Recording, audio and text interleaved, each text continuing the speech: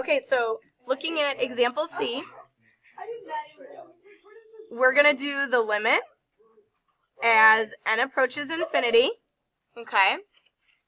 And it'll be the absolute value. Wherever you see an n, you're going to put in an n plus 1. And again, I tried to use alternating series first, and it came out really gross. So I would highly recommend ratio test on all these. So n plus 1. Now watch yourself here. When you plug in an n plus 1 into there, you have to do it in parentheses. So it'll be 2 parentheses n plus 1. And then you still have that plus 1 on the outside. Over, and then wherever I see an n, I put an n plus 1 in parentheses, plus 1, and then it's that whole thing factorial. And then it's usually divided by the original, but I'm going to, so here we're just going to rewrite the reciprocal of the original. Okay, instead of dividing by it, we're going to multiply by the reciprocal.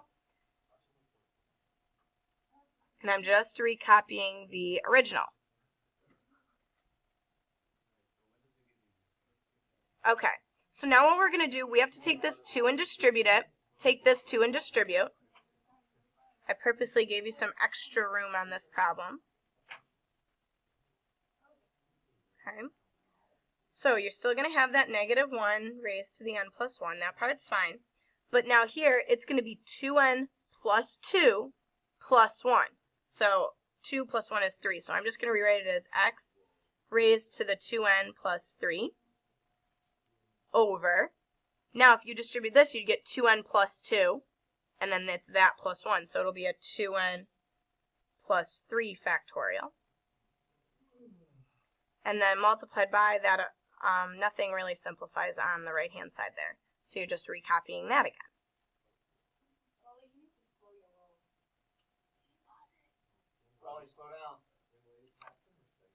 Okay, so now you're ready to start canceling. So we're still going to take the limit as n approaches infinity. So you have the same bases of a negative 1. So you're going to subtract the exponents. So n plus 1 minus n leaves you with 1. So technically you've got a negative 1 to the first power. That's actually going to end up going away though, because we've got these absolute value bars. So negative 1 to the first power, well, or the absolute value, that's going to end up going away. But I'll just write it there for now.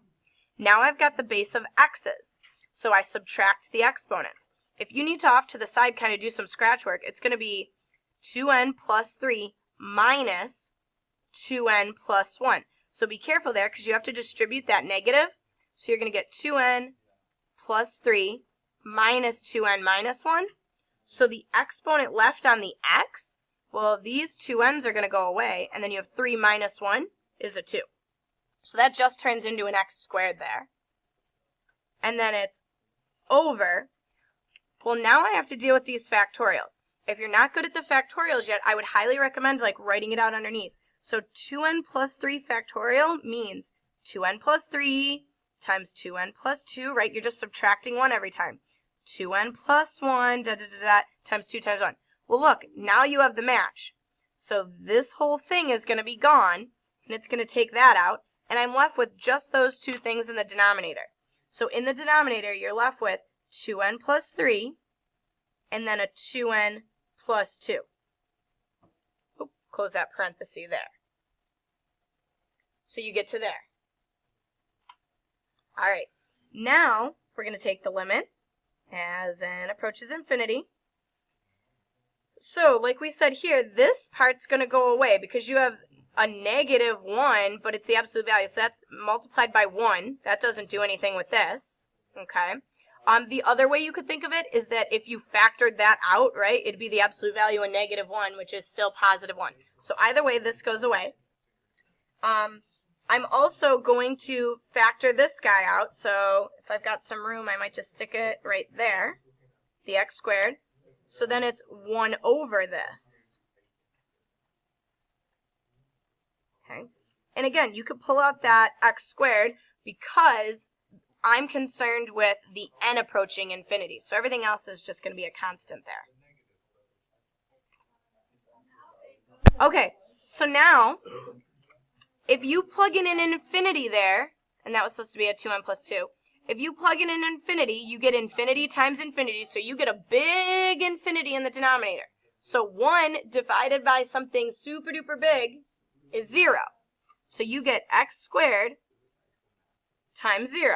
Well, x squared times 0 is 0. So again, the whole point of this is we're trying to use the ratio test, so I have to compare this to 1. So I would say that 0 is less than 1. Well, the ratio test says if it's less than 1, then it's going to converge. Okay, it converges, and that means it's going to converge for all x. Ooh, for all x. Well, what does that mean? If it converges everywhere, that means that your radius of convergence is going to be infinity, because your interval is infinity, all real numbers, right? So we've got that. So now you have an example of each. So example C is one that converged for all, okay, and your radius of convergence was infinity. If you were going back to example A, that one diverged, and then example B, it converged, but just for a specific area, right? There was a specific interval of convergence there. So now you have an example of each.